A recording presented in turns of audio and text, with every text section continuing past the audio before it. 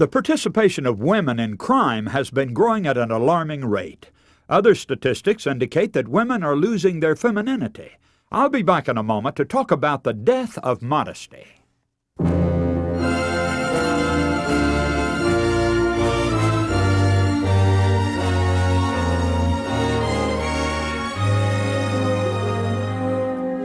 Hello, this is Joe Cruz in the Amazing Facts broadcast, facts which affect you. Every succeeding generation of world history has been distinguished by some mark of outstanding sin or depravity. The Bible assures us that mankind is depraved by nature and therefore will certainly follow paths of disobedience and rebellion. In order to appeal to the natural carnality that abides in every human heart, the devil invents various techniques and approaches for sin. Without doubt, the devil has developed through the long 6,000-year period of human history quite a long list of refined and sophisticated appeals to draw people away into sin or transgression. Now, I can imagine that some temptations were tailor-made to meet the particular circumstances that prevailed in certain periods of world history. On the other hand, there are some fascinating and alluring evils that have been used as deadly sin bait in every age of man's existence. Satan has always been quite successful in perverting the emotions of an individual that throws the reasoning powers out of operation completely. One manifestation of this malignant perversion of man's emotions is revealed in the terrible scourge of immorality that now sweeps over the world. This is nothing new, of course, because we have records of such incidents from the very earliest history of man. The book of Genesis, for example, tells us a great deal about the moral perversion of men and women who lived way back there very close to the creation of this world. Obviously, Satan began to make his powerful appeals to sexual instincts as soon as man opened the door by the original transgression. Jesus indicated that the great consuming sin of the antediluvian world was indulgence in fleshly excesses. Genesis tells us that the very imaginations of their hearts were only evil continually. Christ himself said, "As it was in the days of Noah, so shall it be also in the days of the coming of the Son of Man." Matthew 24:37. So it shouldn't surprise us to see the world involved in this great carnival of sinful pleasure and fleshly indulgence as we see it today. Now, Paul assured us in his prophecy that men would be lovers of pleasures more than lovers of God. And everywhere we look today, we see the same kinds of evil that marked those days before God destroyed the world before the flood. Immodesty, immorality, and sexual perversions are permeating our society with incredible boldness. Many modern writers have felt that the saturation point is almost reached, and that some change must soon take place in the other direction. Even non-Christians are alarmed and concerned over the fearful results that these departures from principle have brought on us. Sometimes the question is asked, what has triggered this tide of evil? How did sex become such an obsession with the American people? One of the phenomena of our time is the mushrooming growth of look-alike boutiques and hair salons. Unisex shops and signs are everywhere, appearing across the country, offering exactly the same clothes and the same hairstyles to both men and women. Now, what's the significance of this development, friends? Are there any spiritual dangers inherent in this growing trend? First, we need to take note of the astronomical rise of homosexuality in the last few years. America has been literally swamped in a blitz of newspaper and magazine stories about the gay movement and how it's proudly come out of the closet to demand its rights. Gay marches and demonstrations attract great crowds and wide publicity. Television forums have openly discussed the matter with millions of viewers, with both lesbians and homosexuals taking part. Psychiatry has given formal recognition to the practice as normal sex behavior. Great Protestant church organizations are not only opening the doors to membership, but they're actually ordaining self-confessed homosexuals to the ministry.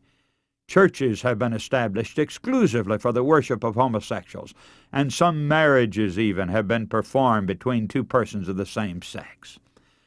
Well, much has been written about the possible causes for this spectacular escalation of a very old perversion. Very few seem to understand exactly why it's made such a sudden resurgence. But I believe we can discover the reasons by examining some parallel social developments which have given explicit encouragement to the gay movement. There's a cause for every effect, and through the centuries of time, the same conditions have produced similar results. I think all Bible students are acquainted with the strong condemnation of sodomy that's woven throughout both the Old and the New Testaments. God labels it as one of the worst abominations, a sin that'll be utterly destroyed in the end, and which utterly depraves those who practice it. The ancient pagan world was riddled with this vice. The very name is derived from the city of Sodom, which harbored a host of militant homosexuals. Paul speaks in Romans 1:26 and 27 of vile affections. He says, "For even their women did change the natural use into that which is against nature, and likewise also the men, leaving the natural use of women, burned in their lust one toward another, men with men, working that which is unseemly, and receiving in themselves that recompense of their error which was meet." Yes, the reprobate minds which commit such things are worthy of death, Paul stated in verse 32 of that chapter. Now the land of Canaan, which the Israelites were to possess, was filled with the perverse iniquity of sodomy or homosexuality. And this was one of the reasons God gave such explicit instructions for them not to intermarry or intermingle with the inhabitants of the land. They were to avoid any contaminating contact that could lead Israel to join their debased practices. Furthermore, they were given specific instructions against dressing in a way that could create the climate for committing this sin. In Deuteronomy 22:5 we read, "The woman shall not wear that which pertaineth unto a man, neither shall a man put on a woman's garment, for all that do so are abomination unto the Lord thy God." Now, because sodomy involves the changing of sex roles, which is usually accomplished by a pattern of acting and dressing like the opposite sex, God warned His people not to open any door of temptation on this matter. They were to maintain clear lines of distinction between the dress of men and women. The New Testament reaffirms this principle of separation in appearance. Paul wrote, "Doth not nature itself teach you that if a man have long hair, it's a shame unto him, but if a woman have long hair, it's a glory to her?" 1 Corinthians 11:14 and 15. All right, now we're ready to make some observations about the modern social scene that might explain why we see this alarming rise of homosexuality. If God saw that the blurring of sexual identity could cause problems, then we must admit to having a great problem. We're seeing three factors at work today that have never operated before in human history at the same time. Taken alone, none of these three things would be too impressive, perhaps. But when we see the combined effect of their influence, it's frightening even to contemplate. And the three contemporary conditions are these. Number one, the women's lib movement, whose declared purpose is to interchange the roles of men and women in much of our social, economic, and religious life.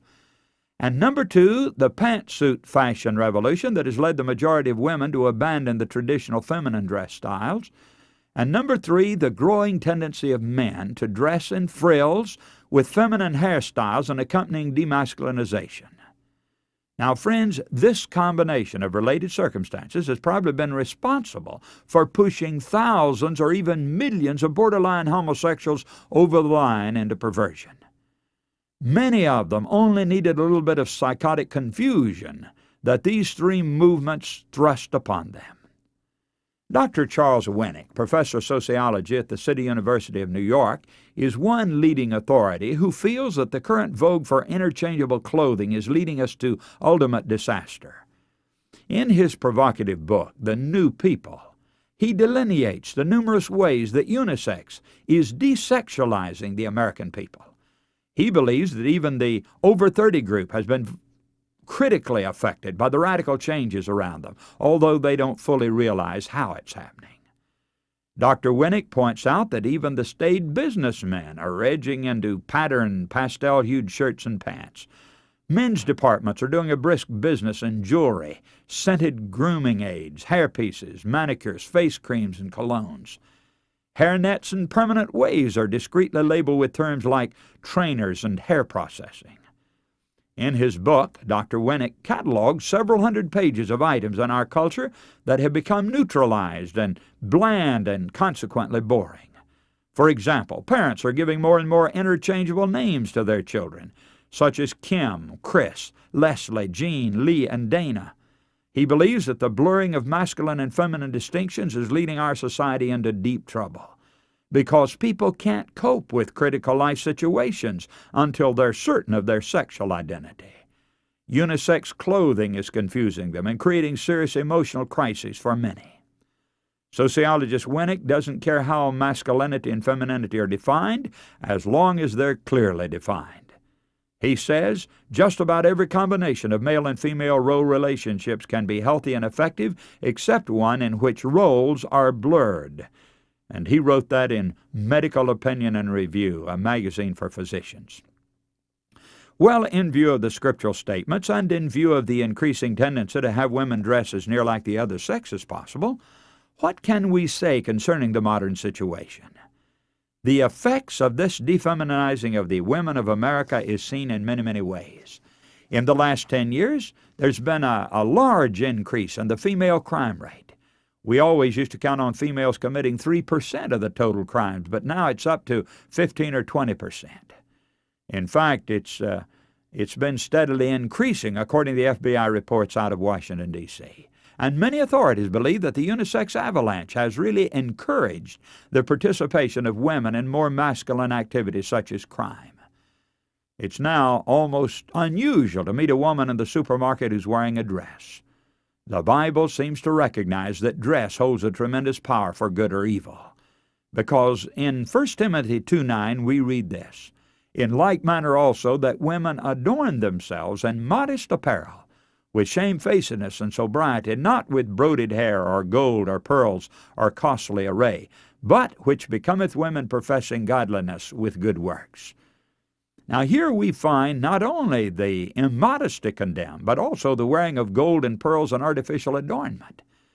And you add to that text another in 1 Peter 3:3 and 4, and in Phillips' translation it reads this way, "Your beauty should not be jewelry or fine clothes, but on the inner personality, the unfading loveliness of a calm and gentle spirit, a thing very precious in the eyes of God." Well, some time ago, Eloise Curtis, a designer of junior dresses and gowns, struck an alarming note when she said, quote, "In many homes there's no longer an externally visible difference between the sexes.